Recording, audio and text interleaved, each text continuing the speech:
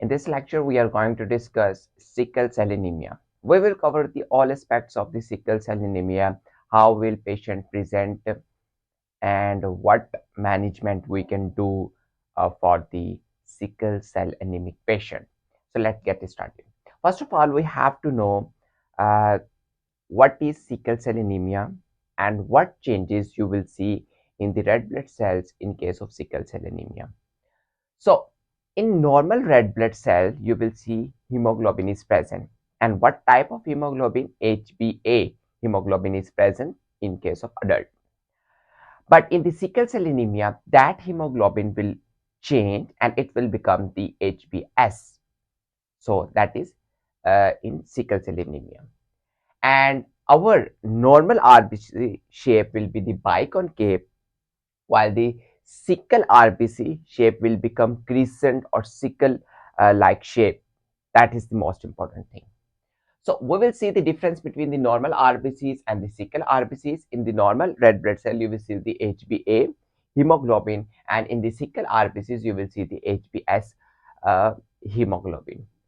Normal RBCs will be the round and biconcave. Sickle will be the crescent or sickle shape. Normal RBCs is flexible, that can move easily through the capillaries, but the sickle RBCs will become crescent shape and it will not easily pass through the capillaries and can block the capillaries. And ultimately, the organ that is present in front of that capillary will not get proper oxygen or blood, and ultimately that organ uh, will uh, get the low oxygen, and ultimately it can go towards the pain crisis. Normal RBC lifespan will be 120 days, while the sickle RBCs is 10 to 20 days. It means that sickle RBCs will destroy earlier as compared to the normal RBCs. So that's why in sickle cell anemia you will see the hemolytic anemia, because RBCs is destroying rapidly as compared to the normal RBCs. It can normal RBCs easily move through the blood vessels, and sickle cells can trap in the blood vessels. It carries oxygen efficiently, but the sickle RBCs will not carry oxygen properly. So this is the main difference between the normal RBCs and the sickle RBCs. Next, the cause of the sickle cell anemia, why this hemoglobin, normal hemoglobin, will change due to the mutation in the beta globulin gene. Hemoglobin having two chain, alpha and the beta, but the mutation will happens in the beta chain of the hemoglobin. So that's why the normal HbA hemoglobin will turn into the HbS hemoglobin. So if you see here, here is the female and here is the male. In this female, this is a carrier because it having one normal allele and one sickle allele. Similarly, male having normal and the sickle. We will see the chances of the sickle cell anemic uh, child of this uh, couple. So we can calculate, we will put the allele at one side, A and S, and at the top we will also put the allele of the other partner like A and S. So we can, at the first side, you will see 25% chances will be the capital A, it's normal. But two chances, capital A S, capital A S. This is the carrier because one is normal, one is sickle. So these are the carrier, 25%, 25%. That will be the 50%. And here is the 25% chances that the child will be sickle cell anemic. So 25% will be normal, 25% will be the sickle, and the 50% will be the carrier child that couple can carry. So if we look at the pathophysiology, here is the normal RBCs, biconcave RBCs having flexible shape and it can easily move through the blood vessels. But when it gets some trigger, although this patient, if I say this patient is sickle cell anemic, but now it's uh, living its life normally, but when it gets some trigger, then what will happen, like during exercise, during dehydration state, during infection, and when that person is going towards high altitude where oxygen level is low, then what will happen? This shape, biconcave shape, will turn into the sickle shape. Why? Because in that conditions, hemoglobin S will polymerize and shape the RBCs into the sickle cell or crescent shape, and that can block the capillaries. So that is the important thing. Sickle cell block the capillaries, and ultimately the organ that is present in front of that capillary will get low oxygen, and during that condition, the patient can go towards the pain crisis because that organ is not getting oxygen properly, and you can also see the failure of that organ in severe cases. So what will be the effects on the body according to the organs? So what will happen in the blood? Because you will see the hemolytic anemia, RBCs is destroying rapidly. The patient will presenting with the fatigue, pale skin, weakness, and the anemic. So this is the general blood related manifestations you will see in the patient.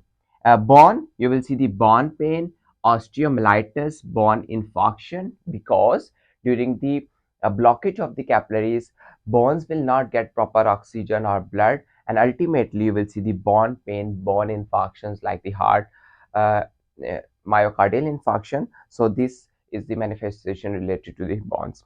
In the spleen will become shrinks and stop working due to this occlusive occlusion problems due to the sickle cell anemia, and ultimately the infection chances will enhance because the spleen is not working properly in that case. Brain, you can see the stroke and the headache, and lungs, you will see the chest pain, fever, and breathlessness. That is the acute chest syndrome, again due to the blockage of the capillaries. And the kidney, you can see the kidney failure in that case, and in that case you can see the protein in the urine and the RBCs in the urine. So these are the different organ related effects on the body due to the sickle cell. Now we will see the sign and symptoms, general sign and symptoms that patient will present: fatigue, weakness, pale skin, jaundice. Jaundice because RBCs is destroying rapidly, and ultimately it will produce a lot of bilirubin. Swelling of the hands and the legs, frequent infection, breathlessness, and the priapism, that is prolonged painful erection in that case in the sickle cell anemic patient. And in the vasoocclusion crisis, when the blood capillaries block, then what will happen? It will also be triggered by the dehydration, infection, stress, cold weather, low oxygen, and high altitude. So this is the trigger factor. And what symptom you will see? You will see the bone pain, joint pain, chest pain, abdominal pain, and fever. So that's why we can also say vaso-occlusive crisis. We can also say the pain crisis in that case. So these are the most important manifestation related to the sickle cell anemia. And diagnosis, for the diagnosis of the sickle cell anemia, we can first of all go towards the CBC. In that case, you will see the low HB and high retic count because RBCs is destroying rapidly. So that's why immature RBCs will try to enter into the blood stream rapidly. So that's why reticulocyte count start increasing. In the peripheral smear, what picture you will see? You will see the sickle cell, target cells, and whole jolly body. This is the different manifestation you will see in peripheral smear. You can also go towards the sickling test that will done in the low level of the oxygen, and you can also go towards the HB electrophoresis where you can get different concentrations of the hemoglobin like hemoglobin A, hemoglobin A2, hemoglobin F, that is fetal hemoglobin. And if the HbS is present, that it will confirm the patient is presenting with the sickle cell anemia. And DNA testing can also be done to check the mutations in the sickle cell anemic patient. In the treatment, you can go towards the general treatment like patient has to drink lot of water because plenty of water prevent it from the dehydration. As we know that the dehydration causes the sickle cell anemia. So patient has to drink a lot of water, and patient should prevent it himself from the infections because infection also trigger the sickle cell. And patient can also take towards the folic acid and avoid smoking because the smoking causes the hypoxia, and hypoxia trigger the sickle cell anemia. And the medication, you can go towards the hydroxyurea that will promote the hemoglobin F and reduce the sickling of the RBCs. And patient can also take towards the painkiller, because pain also be seen in the patient, like the acetaminophen, NSAIDs, and the opioids in severe cases, and antibiotic to prevent the infections. Curative treatment will be the uh, stem cell transplant or gene therapy. This is the last option. These therapy are not to cure the or to stop the sickling of the cell, but the curative therapy will be the stem cell and the gene therapy. This is not available in the whole world. It's uncommon, like stem cell transplant and gene therapy. So this is all about the sickle cell anemia. If you still have any question, you may ask in the comment section. Thank you so much.